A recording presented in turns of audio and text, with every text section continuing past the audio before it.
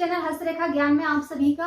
और आज हम सामुद्रिक शास्त्र के बारे में जानेंगे। हमारा जो हस्तरेखा है वह सामुद्रिक शास्त्र से ही आया हुआ है। मेरे जो फ्रेंड सर्कल है उन्होंने मुझसे कहा है, रिक्वेस्ट करी है कि आप हस्तरेखा को बेसिक से समझाइए। तो हस्तरेखा को बेसिक से समझने के लिए हमें सामुद्रिक शास्त्र को थोड़ा समझना होगा। तो आज हम सामुद्रिक शास्त्र का इंट्रोडक्शन देखेंगे जिससे आप हस्तरेखा को अच्छे से समझ पाए। तो मैं कोशिश करूंगी कि आपको इस चीज को अच्छे से समझा पाऊं जिससे आप अच्छे से समझ सकें।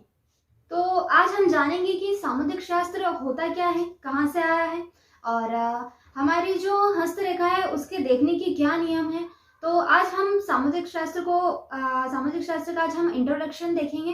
तो अगर आप भी अच्छे से जानना चाहते हैं, हस्तरेखा को अच्छे से समझना चाहते हैं, तो इस वीडियो के एंड तक बने रहिए जिससे आप अच्छे से समझ सकें। तो चलिए शुरू करते हैं वीडियो और जानते हैं कि सामुद्रिक शास्त्र है क्या।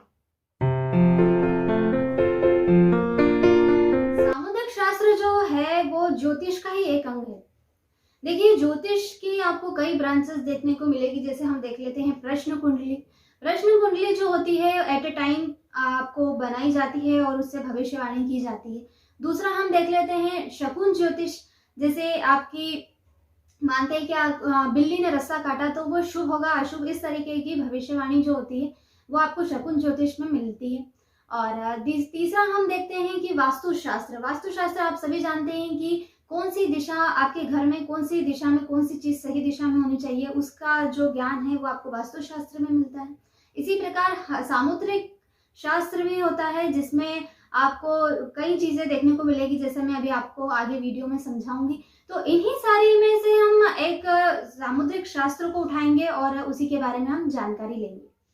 सामुद्रिक शास्त्र एक संस्कृत शब्द है जिसका अर्थ हम देखें मोटे तौर पर तो शरीर की विशेषताओं का ज्ञान, यानी कि किसी व्यक्ति के शरीर के लक्षणों को देखकर उसकी भविष्यवाणी करना, ये हमारा सामुद्रिक शास्त्र होता है। समुद्र ऋषि ने काफी सारी जानकारियों को इकट्ठा किया है, संचारित किया है और उसके बाद एक पुस्तक लिखी।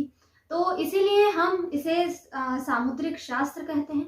और क्योंकि सामुद्रिक शास्त्र जो है वो काफी पुराना है, मुगलों के पहले का है, इसलिए हम कह सकते हैं कि ये जो ग्रंथ है वो काफी टाइम पुराना है। क्योंकि जो समुद्र ऋषि है जिन्होंने सामुद्रिक शास्त्र लिखा है, तो उनका अभी तक कोई ठीक ठाक जन्म उनका कहाँ हुआ, कैसे हुआ, इस तरीके की जानकारी अभी तक तो कुछ नहीं मिली है। तो इसलिए हम ये कह सकते हैं कि ये ग्रंथ काफी प्राचीन होगा। और अगर हम देखें तो सामुद्रिक जो शास्त्र है उसका आपको गरुड़ पुराण में आपको इसका वर्णन आपको मिलेगा। आपको हिंदू पाठ जो भी है, आपको प्राचीन जो भी हिंदू पाठ है उनमें आपको इनका वर्णन मिलेगा। यहाँ तक कि वराह संहिता में आपको सामुद्रिक शास्त्र का वर्णन आपको देखने को मिलेगा। अब हम देखते हैं कि सामुद्रिक शास्त्र जो है वो है किस बारे में, क्योंकि सामुद्रिक शास्त्र को लक्षण शास्त्र भी कहते हैं। शरीर की लक्षणों को देखकर भविष्यवाणी बताना, यानी कि शरीर के रूप को देखना, रंग, उसकी बनावट को देखकर आप भविष्यवाणी बताते हैं, इसलिए इसे लक्षण शास्त्र भी कहते हैं। लेकिन समुद्र ऋषि ने इसको प्रचार में लेके आए वो, इसीलिए इसे हम सामुद्रिक शास्त्र के नाम से भी जानते हैं। अब सामुद्रिक शास्त्र के कई पार्ट होते हैं, तो चलिए देखते हैं। पहला हम देखते हैं कपाल सामुद्रिक, यानी कि इसमें आपको माथे पर बनी हुई लकीरों को देखकर भाग्य बताया जाता है किसी का। दूसरा हम देखते हैं तिल को देखकर भविष्य बताया जाता है। माना जाता है कि पुरुषों के दाएं भाग में और स्त्रियों के बाएं भाग के हिस्से में बने हुए तिल को शुभ माना जाता है। दूसरा हम देखते हैं पद चिन्ह में होता है कि आपके पैरों पर जो चिन्ह बने हुए हैं उन्हीं को देखकर शुभ और अशुभ फल बताया जाता है।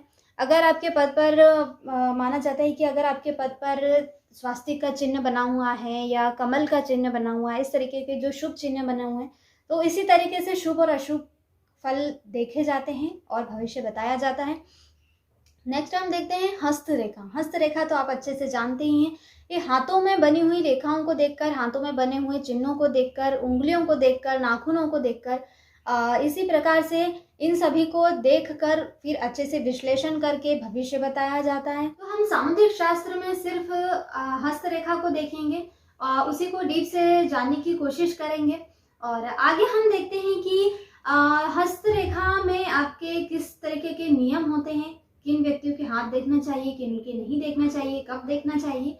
तो चलिए देखते हैं कि आपको शाम के समय और रात्रि के समय हाथ नहीं देखना चाहिए किसी भी व्यक्ति का।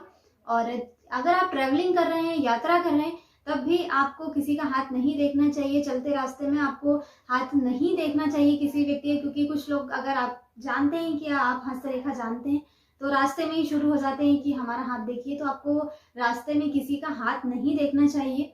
दूसरी बात ये है कि मूर्ख व्यक्ति जो इस ज्ञान का मजाक उड़ाता है, उस व्यक्ति का हाथ आपको कभी नहीं देखना चाहिए। और पंडितों का भी हाथ आपको कभी नहीं देखना चाहिए, क्योंकि ये कुछ हस्तरेखा देखने के रूल हैं, नियम हैं, जिन्हें आपको फॉलो करना चाहिए। तो नेक्स्ट वीडियो में हम देखेंगे कि हस्तरेखा में पर्वत कहाँ बनते हैं, राशियां कहाँ होती हैं। तो इसी तरीके की इसके बाद हम रेखाओं पर आएंगे। इसी तरह सीरीज आगे बढ़ती जाएगी और हम हस्तरेखा को शुरू से जानेंगे। हस्तरेखा जानने के लिए आपको सामुद्रिक शास्त्र को जानना बहुत ज़रूरी था, इसलिए मैंने आपको ये इंट्रोडक्शन की वीडियो बनाई, तो जिससे आप सामुद्रिक शास्त्र को, हस्तरेखा को स्टेप बाय स्टेप आसानी से समझ सकें। तो ये छोटी सी इन्फॉर्मेशन थी। अब हम वीडियो को यहीं एंड करते हैं। और ये छोटी सी इन्फॉर्मेशन अगर आपको पसंद आई हो तो प्लीज़ लाइक कीजिए, शेयर कीजिए। और अगर अभी तक आपने मेरे चैनल को सब्सक्राइब नहीं किया है तो सब्सक्राइब कीजिए और बेल आइकन को प्रेस करना ना भूलें, जिससे आपको ये सीरीज स्टेप बाय स्टेप जल्दी मिल सके। तो मिलेंगे नेक्स्ट वीडियो में, तब तक अपना ध्यान रखिए। धन्यवाद।